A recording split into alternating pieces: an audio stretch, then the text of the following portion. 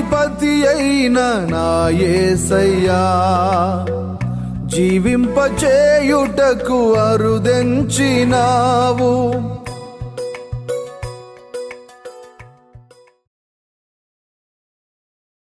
క్రీస్తునందు ప్రియమైన దైవజనాంగమా, మీకందరికీ ఉదయకాలపు శుభములు తెలియజేస్తూ ఉన్నాను. ప్రతి ఉదయం ప్రభువుతో సహవాసం అనే కార్యక్రమంతో మీ ముందుకి వస్తూ ఉన్నాము. మీరు వింటున్నారని నమ్ముతూ ఉన్నాను. ఈ దినం కొరకు ఆదికాండం 22వ అధ్యాయము 1వ వచనంలో ఉన్న మాటను చదువుతున్నాను. ఆ సంగతులు జరిగిన తర్వాత దేవుడు అబ్రహామును పరిశోధించెను. ఎట్లనగా ఆయన అబ్రహామా అని పిలువగా అతడు చిత్తం ప్రభువా అనేను. ఈ మాటలో ఆ సంగతులైన తర్వాత అని రాయబడి ఉంది. ఆదికాండం 12వ అధ్యాయం నుండి 22 వరకు చాలా సంగతులు జరిగినాయి. జరిగిన తరువాత ఇప్పుడు విశ్వాసానికి పరీక్ష వచ్చింది. చాలాసార్లు విశ్వాస మార్గంలో వెళుతూ ఉన్నప్పుడు పరీక్షలు అధికంగా వస్తూ ఉంటాయి. పరీక్షలు అంటే దేవుడు విశ్వాసాన్ని బలపరచడానికి వచ్చేయి పరీక్షలు.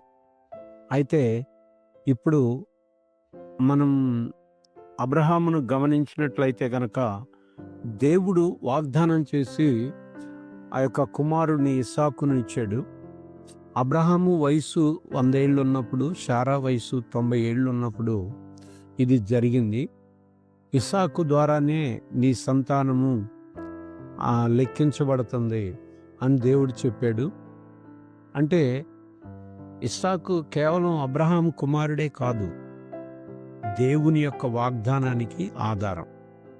దేవుడు అబ్రహామును పరీక్షించడం ఈ యొక్క 22వ అధ్యాయంలో జరిగింది. పరీక్షించడం అంటే శోధన కాదు. పరీక్ష వేరు, శోధన వేరు. పరీక్ష అనేది దేవుడు చేస్తాడు మన లోపల విశ్వాసాన్ని బయటపడటానికి, లేకపోతే విశ్వాసాన్ని బలపరచడానికి. శోధన అనేది సాతాను చేస్తాడు. శోధన అనేది మనిషిని పాపంలో పడేయటానికి ఉపయోగపడే సాతాను ఆయుధం. శోధన ద్వారా మనిషి నాశనం అవుతాడు. శోధించటం వేరు, పరీక్షించటం వేరు. అబ్రహామును దేవుడు పరీక్షించుతున్నాడు.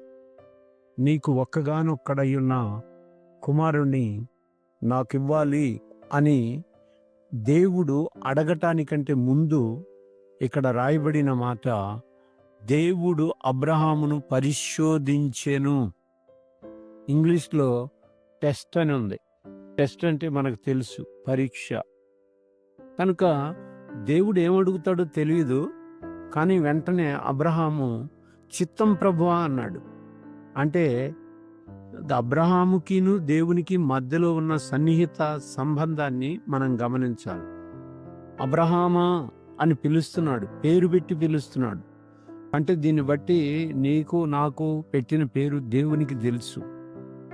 ఆయనకి మనము మన పరిస్థితుల్లో ఎంత సన్నిహితంగా ఉంటామో అంతగా మన పేరును ఆయన ఎరిగి ఉంటాడు. అప్పుడు అబ్రహాం చిత్తం ప్రభువా అన్నాడు.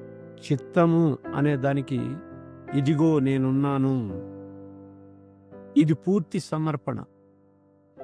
నువ్వు నీ పరిస్థితుల్లో ఎక్కడున్నావో, నీవు నీ పరిస్థితుల్లో ఈ రోజున విశ్వాసంలో వెళుతూ ఉన్నప్పుడు ఒకవేళ పరీక్షలు వస్తూ ఉన్నాయేమో, ఆ పరీక్షల్లో అబ్రహాము వలె తల వంచి చిత్తం ప్రభువా అనే హృదయం ఉందా?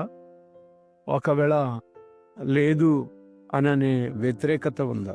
నీ జీవితంలో నీవు విశ్వాసములో వెళుతూ ఉన్నప్పుడు వస్తున్న ప్రతి పరీక్షకు చిత్తం ప్రభువా, చిత్తం ప్రభువా, నేనున్నాను అనని దేవునితో మాట్లాడే విషయం. అయితే అబ్రహామును దేవుడు ఇస్సాకును అడుగుతాడన్న సంగతి తెలియదు ఈ వచనం కంటే ముందు. కానీ అబ్రహాం అన్నాడు చిత్తం ప్రభువా అన్నాడు. మనం మన జీవితంలో ఈ విశ్వాస ప్రయాణంలో వెళుతూ ఉన్నప్పుడు మనము అబ్రహాము వలె విధేయత చూపించాలి. మనకొచ్చే పరీక్షల్లో మన విశ్వాసం బలపడటానికి విధేయత చూపెట్టాలి. మనకొచ్చే పరీక్షల్లో మనము ఆ యొక్క విశ్వాసాన్ని ఆనుకుని జీవించాలి. ఇది ఎప్పుడైతే సాధ్యమవుతుందో అప్పుడు ఎంత కఠినమైన టెస్ట్ అయినా, పరీక్ష అయినా దానిని ప్రేమించడానికి, దానిని జరిగించడానికి దేవుని మీద మనం ఆధారపడతాం.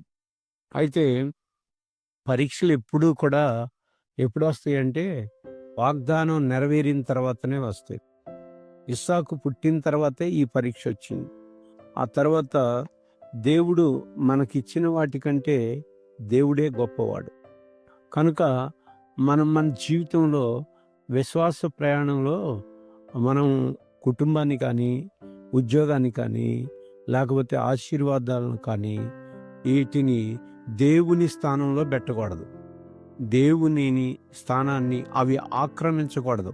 అప్పుడు మనం మన జీవితంలో దేవుని ముందు చిత్తం అనడం ముందు, తర్వాత ఏమడిగినా సరే దానికి మనము ఇబ్బంది అనేది ఉండకుండా ఆ యొక్క విశ్వాసం మీద దేవునిని ఆనుకుని ముందుకి కదులుతూ ఉంటాం. కనుక ఈ యొక్క అధ్యాయంలో విశ్వాసానికి పరీక్ష అనేది ముందుగా అబ్రహాముకు తెలియదు, కానీ దేవునికి చిత్తం ప్రభువా అన్నాడు. తర్వాత పరీక్షించాడు, పరీక్షలో ఆయన నెగ్గాడు.